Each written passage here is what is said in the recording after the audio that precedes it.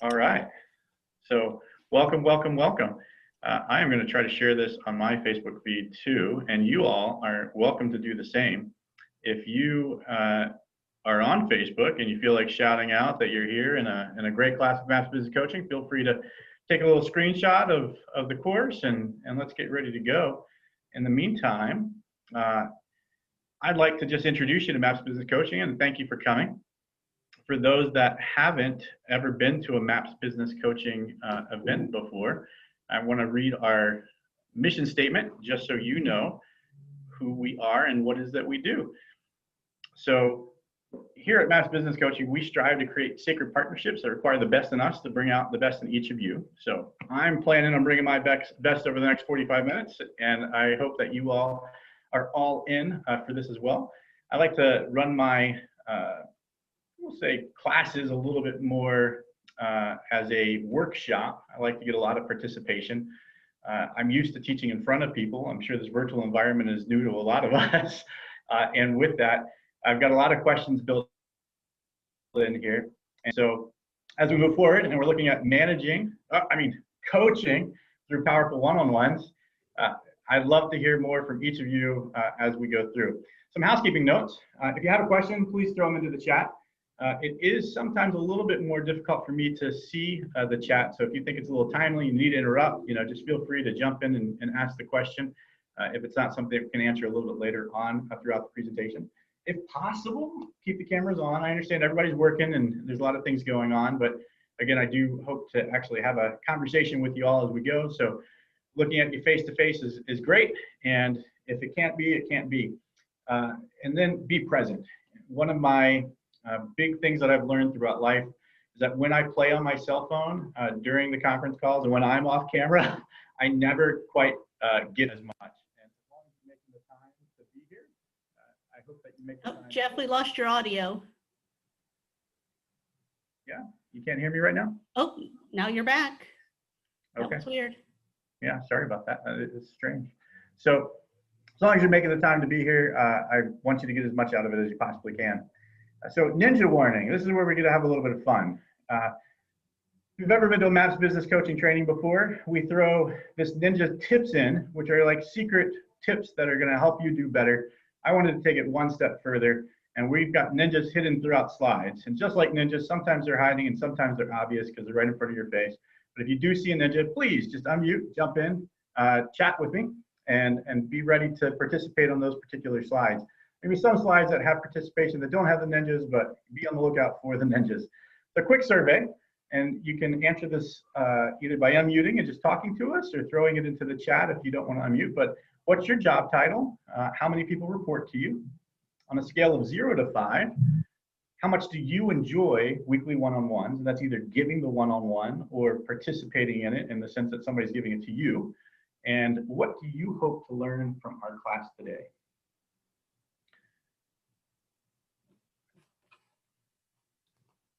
All right, well, I'll answer. So I'm the director of operations on our team. There are 4 agents and myself. I hold one-on-ones and accountability sessions with the 2 buyers agents weekly. So that's kind of been put into my wheelhouse. And so I'm on a scale of 0 to 5, let's say it's right in the middle, maybe about a 3. For one-on-one. Sometimes I don't feel they're very effective at getting at what we need to get. I do like that at least there's that structured communication time. That makes sense. Sure. Anyone else want to share? And the way Zoom and Google Meets or Google Slides plays around is it doesn't let me see the chat while we're presenting. So if anybody wants to share out loud, that's great. Otherwise, we can move on to the next slide. Okay, perfect. All right, so again, feel free to share on social media. You can share a watch party, go live, take a screenshot of everybody here getting involved.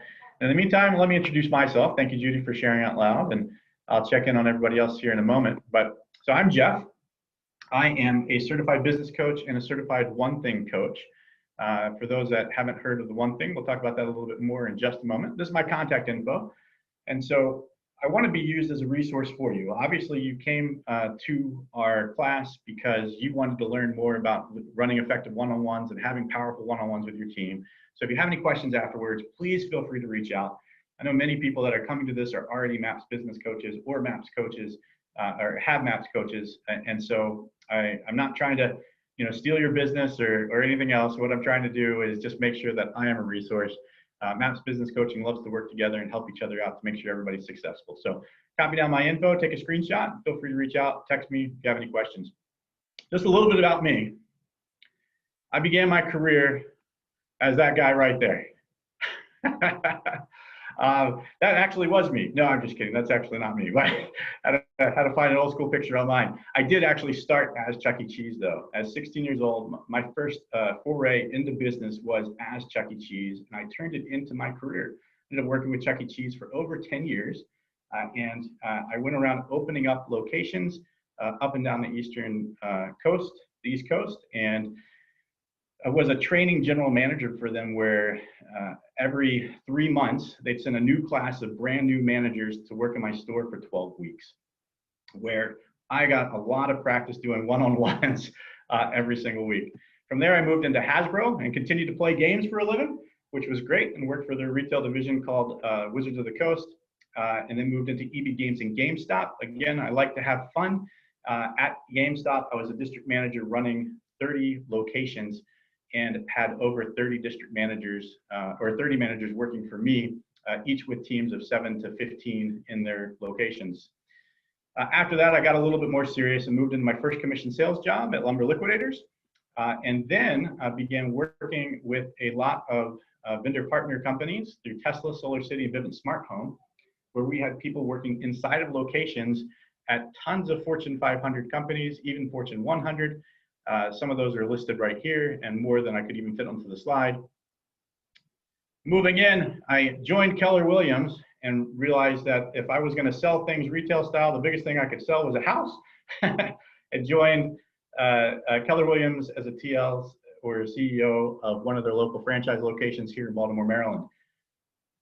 While being a TL for KW, I started my own consulting firm, consulting businesses on the models that are taught in the Red Book. So the Millionaire Real Estate Agent has 4 models that are taught. And the one thing has some great models and accountability programs that we used. And that's what I used to form Legion Prospecting. Come to find out, behind the scenes, Gary Keller and Abe Shreve were forming a company that they called MAPS Business Coaching. With MAPS Business Coaching, they were teaching these models and already using these models to form businesses.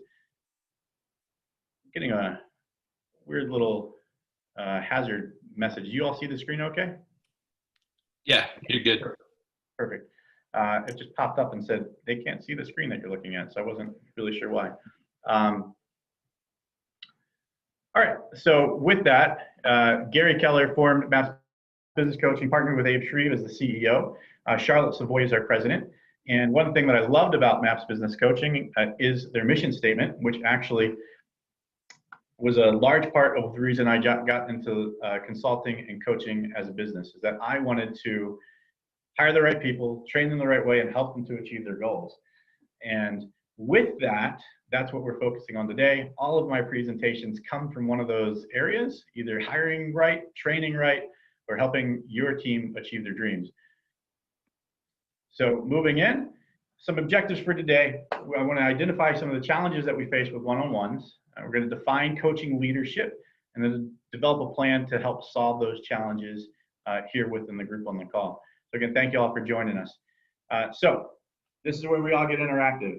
Why do we conduct one-on-ones?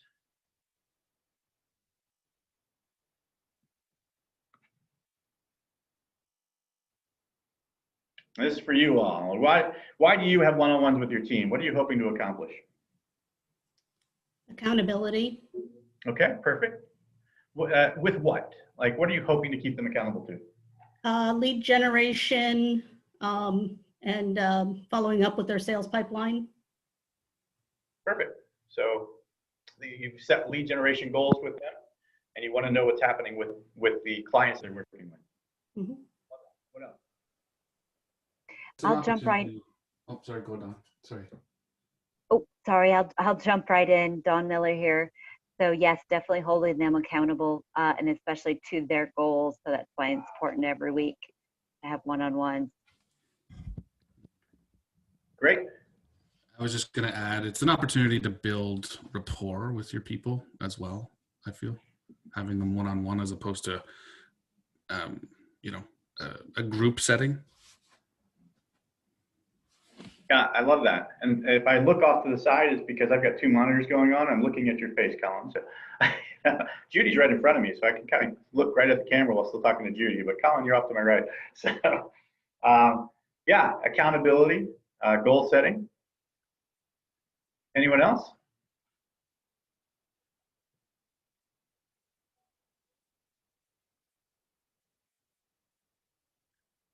Okay.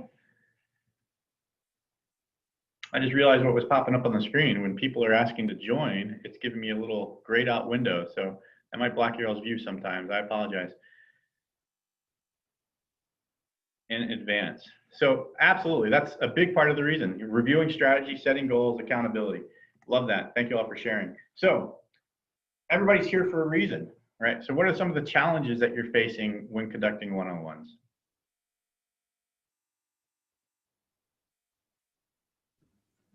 Their engagement might be really low. Great. And how so? And in the terms of how they're participating in the room, or how they're participating before coming to the room? What do you mean? Like participating, if it's a one-on-one conversation and they're participating, well, they may not be forthcoming with information. They may not, be open to discussing certain things. They might feel intimidated. Yeah, absolutely. All of those things, right? What else? What other challenges do you face? Do you ever feel it's tough to know how to hold the conversation? Yeah, definitely like keeping on track and start on one thing and then kind of get off on another topic and another topic. And before you know it, time's gone and you haven't discussed what, you were there to discuss. Absolutely. Yeah. Any other reasons? Hi, welcome. Hi. I would say challenge for me is feeling like you have some kind of forward progress. Super important. So tell me more about that. How do you know if they're moving forward? I mean, with my team, it's, we talk about some goal or something we want to accomplish within a certain time frame. And you find out a month later, we're still talking about that. And we haven't, we've kind of inched forward, but quite holding people accountable so we're continuously moving forward. Yeah, absolutely. Including myself. Yeah, right, sure. Some other reasons that I know that I've had a tough time with one-on-ones. I don't know if this has ever happened to you. Maybe it's only me, but sometimes depending on how busy the week is getting, it becomes awkward to fit it in. You got someone come up with a sale, or some visitor pops into town, and you need to go do some area tours, whatever else it might be. Like a lot of times, one-on-ones seem to be the easiest thing to move off of my schedule or move around in case that happens. I don't know if that's ever happened to you. Maybe it's just me. Anybody else feel through that? And then for people like me, again, I was a TL, so I tend to be a little bit talkative. I sometimes get a little bit too chit-chatty in the one-on-one. I don't always, it just seems like it's a social hour, perhaps, when we first sit down. So I know that those are some challenges I've been through. So here's a big question for you, and I need everybody to jump in and tell me what they think. Who do you think should be talking the most during a one-on-one? The other person. Okay, the person that you're meeting with. Someone might have edged you up with the answers, Colin. You seem to know that too well. I used to also be a team leader. Great. Anybody else have a different answer? See, I thought we'd be split 50-50 on this. There's too many KW people here is what I'm getting. Perfect. So no, absolutely. Sometimes I've taught this class in the past. This actually turns into an argument, just as far as who thinks they should be talking more, because a lot of people view one-on-ones as a time to give direction and not as a time to take in information. So good. That means this class is going to be a little bit easier to move forward. So here's a little quote from Buddha. I don't often quote Buddha, but when I do, it's usually a big deal. And you know, who thinks they can fill in the blanks? This is one of our ninja slides. Oh, I forgot. I didn't even see him hiding there. Somebody was just supposed to buzz in.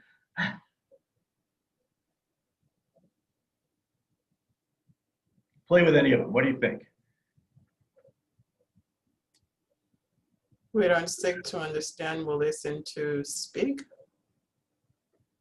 Right? That's very, very close. Biggest communication problem is we don't listen to understand, we listen to reply. Listen to reply. I mean, how many times have we caught ourselves doing that?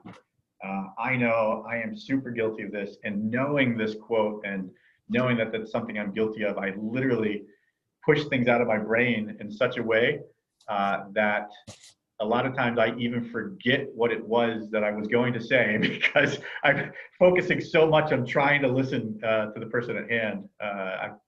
Now I keep a piece of paper and a pen so I can write that thought down and allow it to leave and then come back to it later. But so many of us just listen in order to say something back as opposed to actually listening to the people that we're talking to.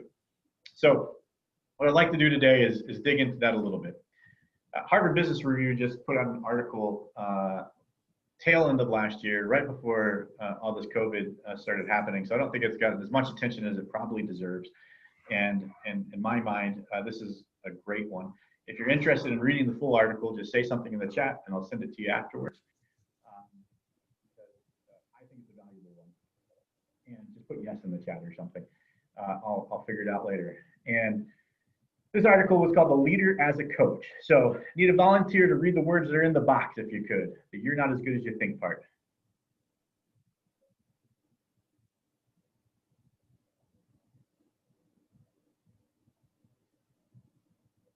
We're gonna get into another slide in a little bit called "Let the Silence Do the Heavy Lifting." And I'm just gonna wait until somebody volunteers. I can call on somebody. Dawn, you wanna read that one?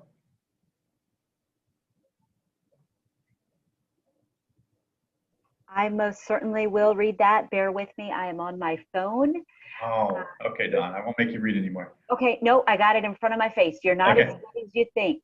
Okay, you're not as good as you think. For leaders who are accustomed to tackling performance problems by telling people what to do, a coach approach often feels too soft.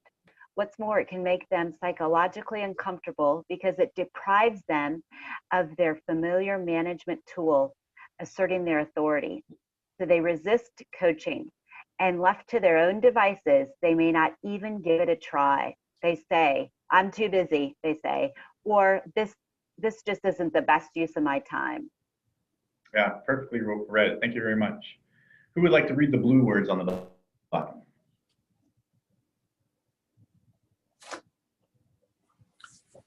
I'll go.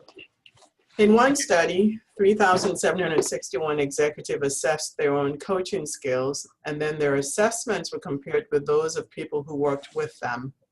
The results didn't align well. 24% of the executives significantly overestimated their abilities, rating themselves as above average, while their colleagues ranked them in the bottom third of the group. I want to draw your attention to that because this is just the 24%, right? So what was interesting about this 24% is this is the 24% that rated themselves as above average, right? So they thought they were up here and their team thought they were down here. So not just did they think they were better than what their team thought, they actually thought they were in the top and their team thought they were in the bottom.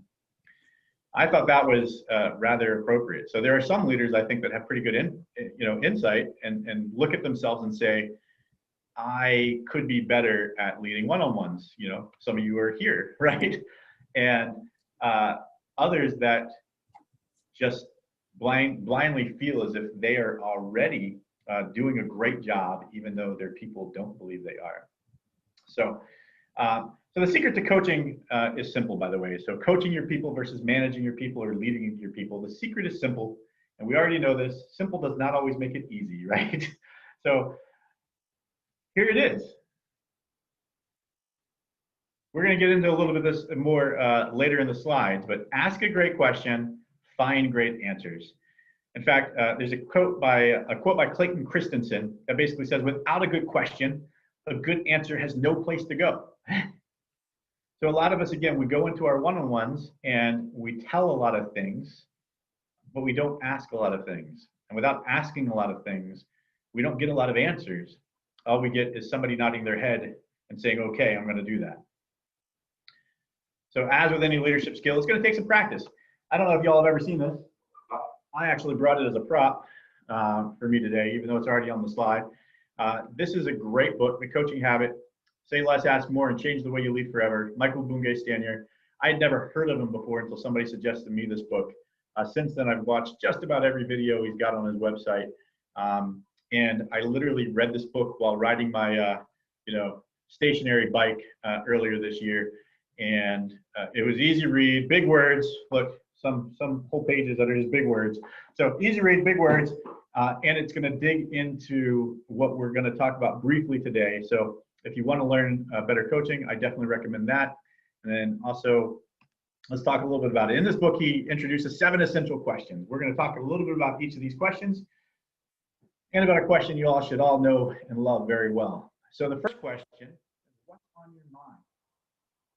So in a coaching scenario with this coach approach, when you sit down with your team, just ask them what's up, right? What's on your mind? What do you want to talk about today? We're getting here together for your one-on-one. Thank you for taking your time with me. What's on your mind?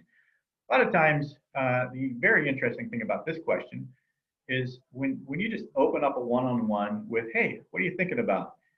What has anybody ever done something like that? What do you usually find is a quick answer back? Nothing. Yeah, you'll get a nothing, which leads us right to the second question, Colin. So thanks for that. But or at least something basic, very general, right? Sometimes you'll get lucky, and that question is gold,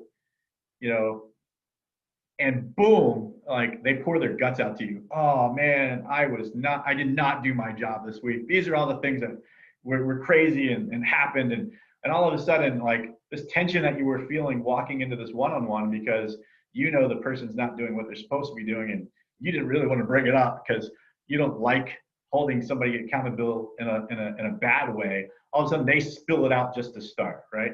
That's few and far between, but it does happen. But what's on your mind opens it up to allow them to at least open up the one-on-one with a discussion in regards to what it is that they're thinking about. So then, Colin, to your point, and what else? If they reply with nothing, or if it's a basic answer and doesn't dig deep, the founder of Toyota, President Toyota for a long time, talked about the 5 whys, right? So every time you ask a question, you dig a little deeper. And what else in Michael Bungay-Stanier's book is called the awe question. See, it's AWE, that helps you remember what it is, the awe question. And with that, it's easy to just dig down and dig deeper with, and what else? What else is on your mind? What else is on your mind? Great. And what else? And the great part about this, in both interviews and one-on-ones, by the way, the great part about this question is if you throw it out there and let it sit there, and you let that silence do some heavy lifting, all of a sudden you find that the conversation starts to get real. It becomes real. When I use that question, and I've used that question with other coaches, as we role play business assessments and a variety of other things, like if you just throw that question out and just let it sit there and let that silence do the heavy lifting, we find that if we get comfortable with silence, it's often the measure for success. I don't know how many of you all have ever been in some serious sales in the past, but I used to sit there in retail stores and again in vendor relationships, and I'd ask clients that I was working on setting appointments with, I'd ask them for their information, and then you just kind of turn away and you act like you're going to type, and you just wait. And we used to make it a game, especially if we were playing partnerships. Like if there was more than one person standing nearby, if we had two salespeople on the floor, we'd play it a game, and the other person would actually pull out like a stopwatch and just measure just to see how long it would take. And it's crazy. Like you could go 20 seconds, 30 seconds, 40 seconds, but the guarantee is whoever talked first lost. So as a salesperson in that scenario, if I opened up my mouth because they weren't giving me their information, I guarantee I wouldn't get what I needed to get in order to set the appointment.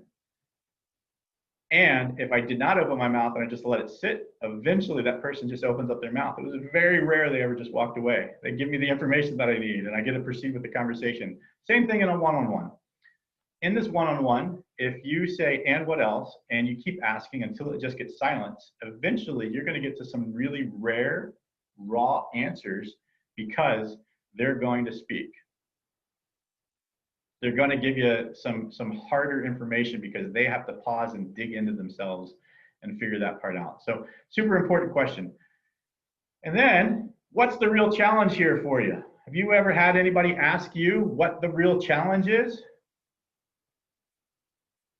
So when somebody comes to you and says, what's the real challenge? How does that usually affect you? Where do you take that? Or if you've ever asked anybody else what their challenge is.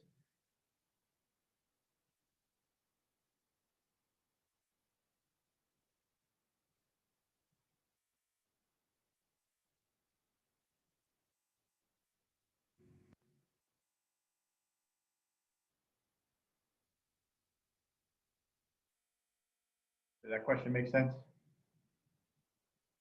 No? So if you've ever been in a one-on-one scenario where you've asked somebody what challenges they're facing, what the real challenge is, what answer do you usually get from the person that you're asking? Or if somebody's ever asked you that, what have you felt compelled to tell them? I'll jump right in. I'm sorry? I'll jump right in. Sure. So we feel compelled to, is it this, or is it that, or this? So that's like we give them A, B, C, or D, and then they think, okay, it's either A, B, C, or D. So we give them options and they just choose one after they say, well, I don't know, or I'm overwhelmed, or not quite sure how to do this, or it's always based upon they either don't know or there's some feelings behind something or other. I love that, Dawn. Thank you very much. Thanks for jumping in. That was perfect because that's exactly what ends up happening. How often do we not really even understand the issue, but we're very sure that we know the answer that they need to hear, right? Like we haven't dug in deep enough. We don't know the issue yet. And not understanding that issue, we're still sitting here listening and waiting for a chance to tell them our amazing advice, right? Like, I know what to tell you to do. I got the answer. I can fix this for you. Like so many of us are fixers. We want to tell people how to succeed. We want to help people succeed. And by doing that, we think that we can just jump right in and share our experiences. And by sharing our experiences, they're going to win. And that's not always the case. Like a lot of times, letting them sit there and come to conclusions and letting them sit there and talk about what their real challenges are, we're going to find out information and details about the experiences that they're having that we would never have learned if we just jumped right in and gave them the answers. So perfect. So next one, what do you want? So now we've identified the real challenge and we have to ask them what they want to come of it. So give me an example. Have you ever had a situation in your team where they weren't aligned with the goals and the challenges that you had set before them? Right? Absolutely. How can I serve you? Servant leadership. How often have we heard that phrase, right? How can I serve you? And asking that question in the one-on-one, and honestly asking that question in the one-on-one, where we want to learn from them, even more perfect for us to show them that we care and we get to move forward with that. We're going to go through these last two pretty quickly, but only for the sake of time. If you say yes to this, what must you say no to? And what was the most useful or helpful here for you? So looking into this, we are, when you are having a one-on-one with your team, we obviously want to help them achieve their goals, right? That's what I said in the very beginning. Hire the right people, train them the right way, help them achieve their dreams is what I changed it to. I used to say goals. Change it to dreams. So if we're talking about goals, what are we talking about?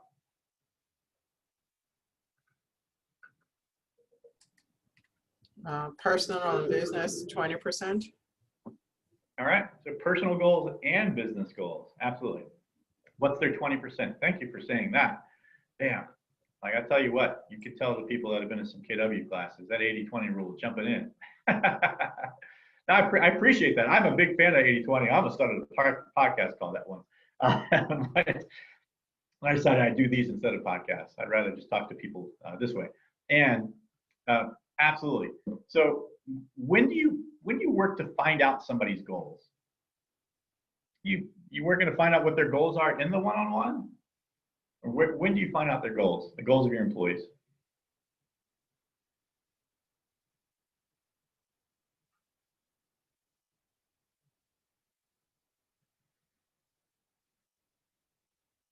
No answer is the wrong answer. And I'd say ideally when you bring them on and you do an assessment, or maybe at the beginning of a year when you're resetting goals for the year. Perfect. Absolutely. So in the hiring process or in an annual review, right? And then obviously those goals might shift as you meet with them weekly, but you should know what their goals are in the hiring process. See, I'm getting that little thing again. I don't know what that means when it shows up. Every now and then I get this weird little orange thing on my screen. So what question can we use to help find out their goals and inspirations? You know, here's my big thing about goals. And what I've often found in the interview process, what I often find when asking people about their goals in these meetings, especially through those 7 questions, is a lot of people have really big goals.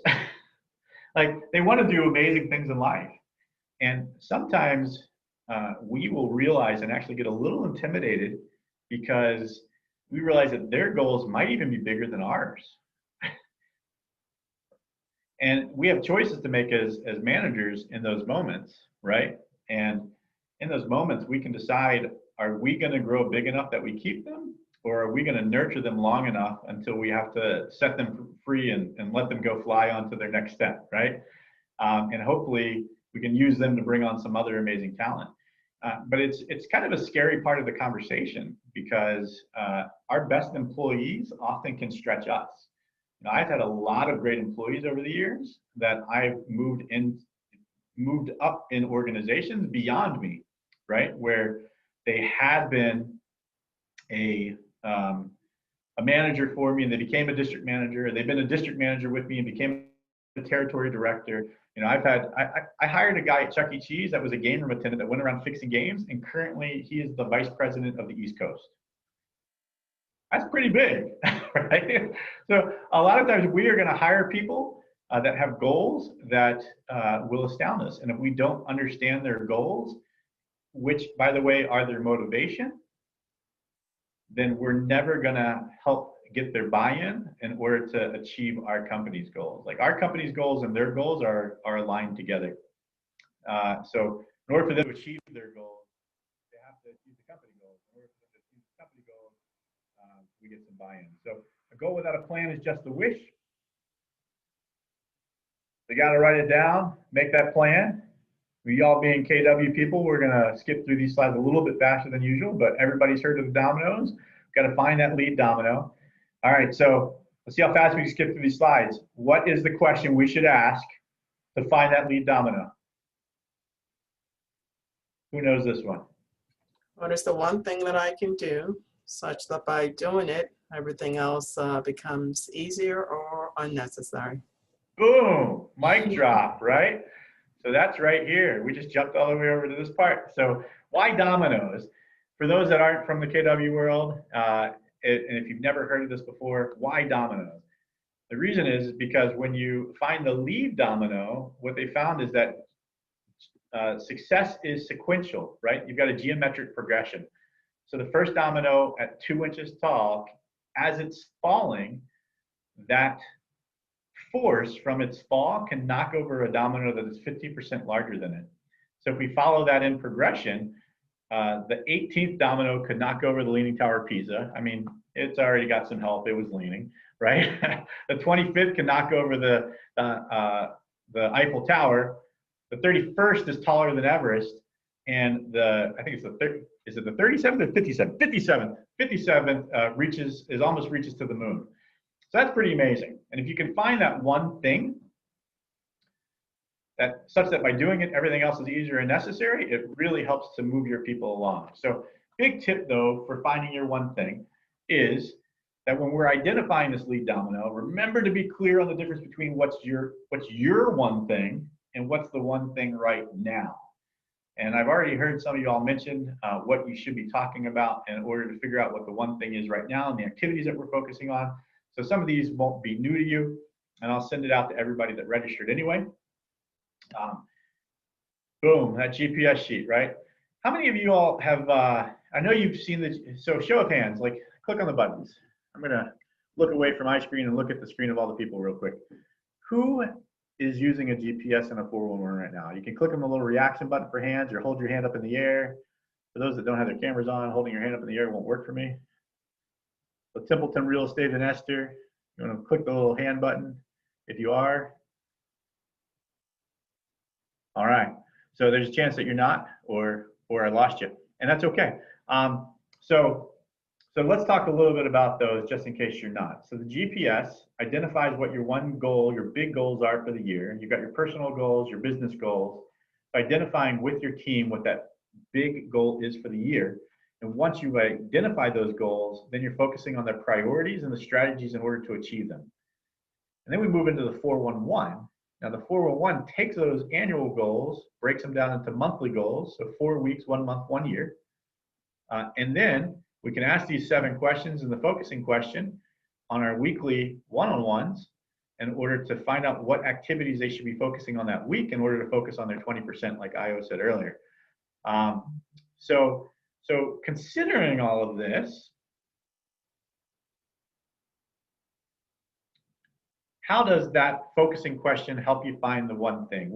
How do you know it's the right one thing, the one thing for now versus our one thing for the year? What's an example of one thing for the year? An example, and take that one thing for the year and tell me what one thing you can do right now to start working towards accomplishing it.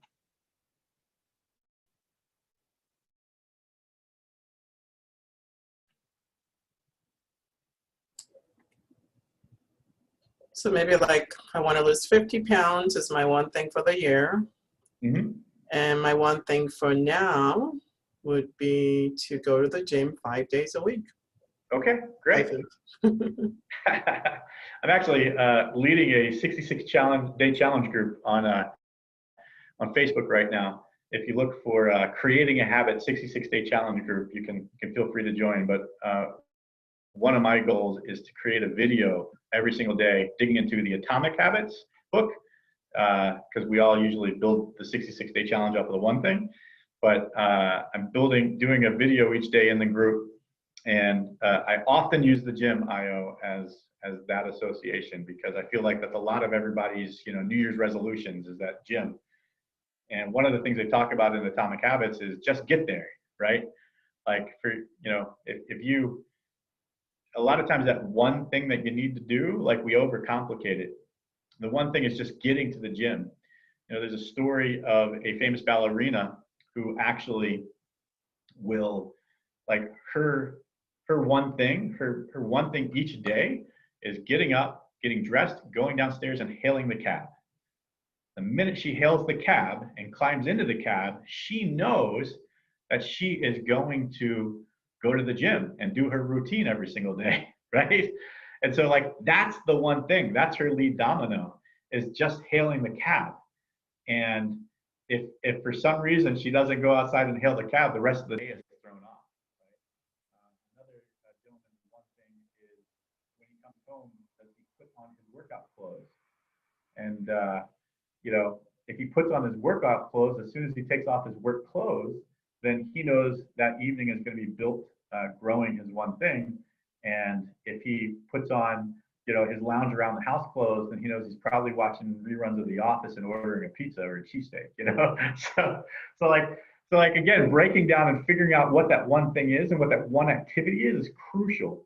So, identifying those cues in your life and identifying those cues in your people's lives and their work lives, like that is a talent, is to break down literally what that ability might be.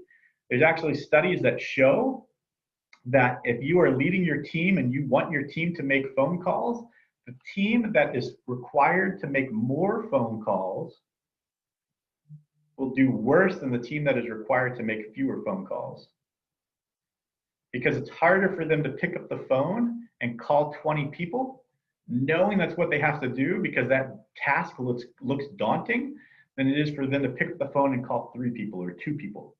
Because once they call 1, 2, or 3, they're like, oh, this is pretty easy. I'll just keep calling some people. I haven't set my appointments. I need to set 2 appointments today. I'm going to keep calling people. And but if we give them a task of just picking up the phone and calling somebody, pick up the phone and call and set an appointment. Pick up the phone, call, set an appointment. We just give them that task. A lot of times that one thing, that lead domino, will help them continue on to do the rest of it. What about you all?